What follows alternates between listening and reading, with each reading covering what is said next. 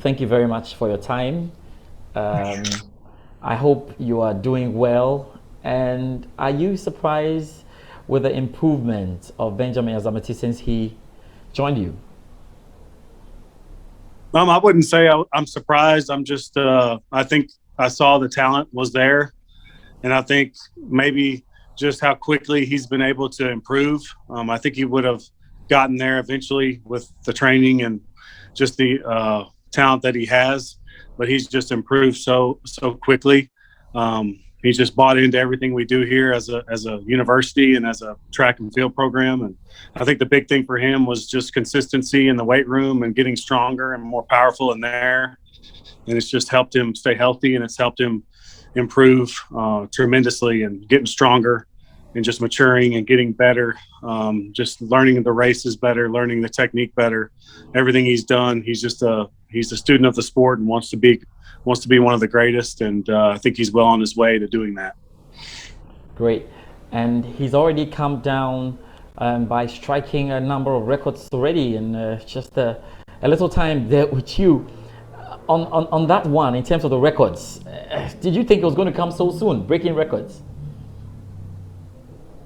I think indoor, I saw that he was running the 60s and 6:59, but once he comes out of his acceleration, he had just, I knew that if he had 40 more meters, I didn't know what was going to happen. And really, the first outdoor meet at Texas Relays, we saw what happened there at 9:97.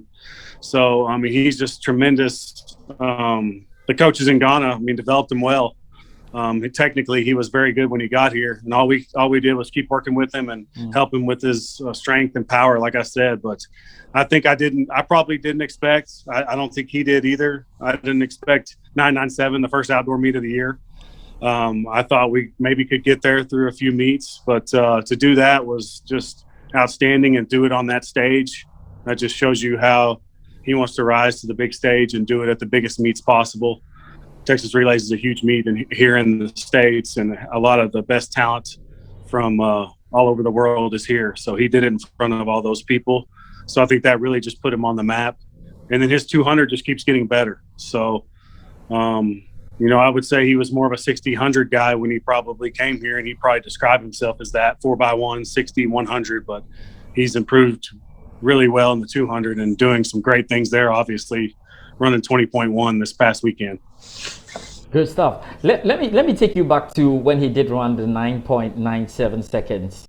Now, where were you around the track, and how did you go through that moment? I was in the warm-up area. They had a TV in there, and I was watching everything in there by myself, because I didn't know what to expect, and he wasn't that healthy coming off indoor nationals. He was kind of beat up. So I was just wanting him to get through the race healthy. And then once he hit that 9:97, I just ran as fast as I could to the track facility, and I ran to our team area, and then he came up there, and then I was able to talk to him. But yeah, sadly, I didn't see it live. I saw it on TV while it was going. And then once I saw the 9:97 pop up, I just sprinted out of the warm-up area and ran to the track to see him. So, I was kind of concerned because I knew he was hurting a little bit after indoor, and I didn't want him to get hurt or anything.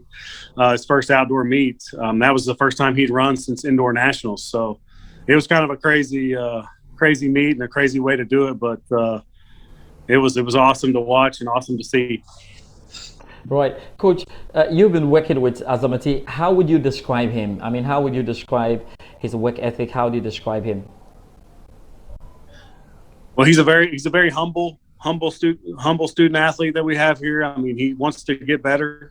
He's always working to improve little parts of his race. As soon as he ran that 9:97, he was asking me what he could do to get better.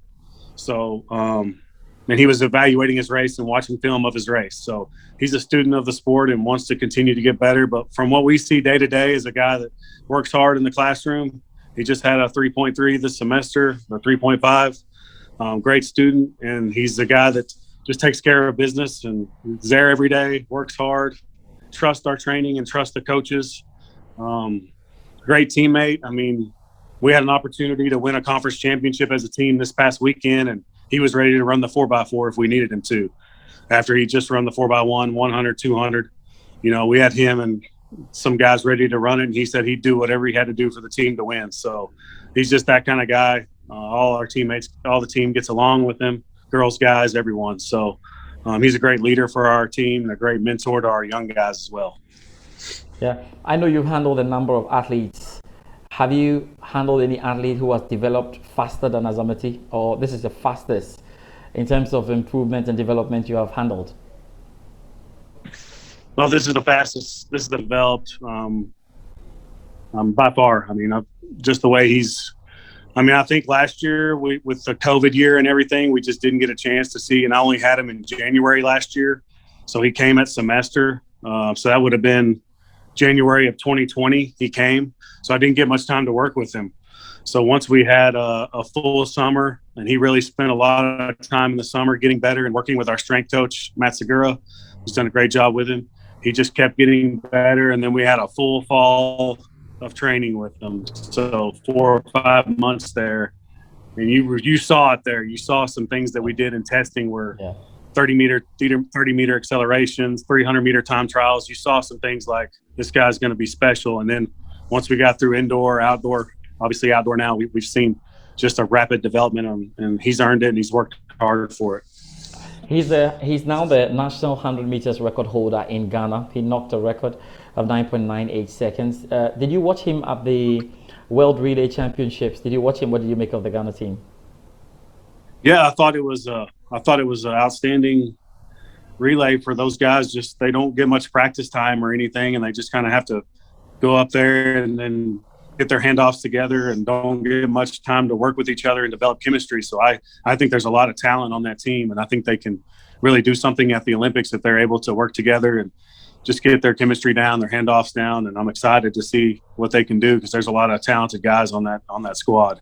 And he ran a great leg. Benjamin, second leg. I mean, he ran great both days.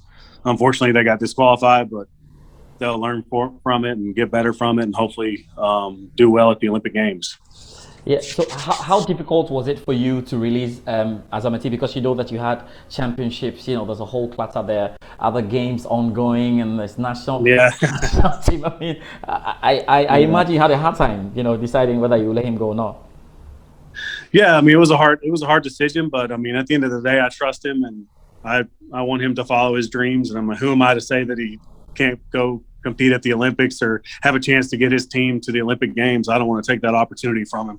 So I trusted him, and my main concern was just getting him back healthy, and really, with final exams too. He had to come back Monday, do final exams all week, and then didn't even practice Thursday a little bit, and then had to run our conference championships this past week. So I'm sure he's pretty tired from everything, but I trusted him and trusted what he wanted to do with his teammates, and I have all the confidence in him in the world to take care of business in the classroom and on the track. And I was happy to see that they took care of business and got the job done and were able to qualify for the Olympics. Good stuff, Coach. So let's try to end it, but let's start with what you expect from him. He's perhaps on the top 10 clearly. I think in the fastest times already that's been run this year. What do you expect from him, naturally, where he's going to get the chance to do the final? You do the nationals on the 29th of May, you get a chance to go off and run the Olympics. When you look at the times that have been run and what he's doing, I mean, what are you expecting of him? Well, I think he can, for me, I don't want to put a ceiling on him. I think he can do whatever he wants to do. I think all his fastest times are ahead of him, honestly. I mean, he's running these times with no one by him.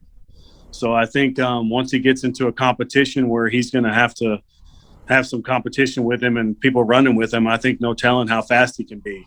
I'm excited to see him at our national championships, but I'm definitely excited to see him at the Olympic stage and get some guys that all run 9.8, 9.9, 10 flat with him, and the same thing in the 200. And I think the sky's the limit for him, and no telling how fast he'll go if he's in that competition with those emotions going and representing his country. I think the sky's the limit for him. Good. Let's end with talking about Texas. I mean, West Texas. You guys are doing a good job. We're happy to have them. Do you have any fond memories of some Ghanaians who passed through aside Azamati? Well, I've got Abraham Shineki here, who won the long jump national championship for me. My first guy from Ghana, from the country of Ghana, was Daniel Gayasi, who was at good 400 runner, split 44 for us and ran 45 in the 46 in the 400. So I've got Desmond Ari here. I've got some good guys. I've had some good people from great student athletes from Ghana that have done just great job for us and really done well after they graduated from here. So I've been very blessed to have all those people in our program, and they've just been a blessing for me and all our coaches here. And we have been so blessed that you have a talent like Azamati, and you guys are doing your best to push him out there. So in terms of West Texas, what are you expecting in the nationals on the 29th of May?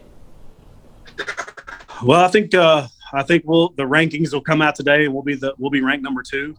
So I think we have a chance to win a national championship. We're going to have to be at our best to do it, and I think that we're really looking forward to it. We just need to make sure that we're healthy. We had a long weekend this past weekend.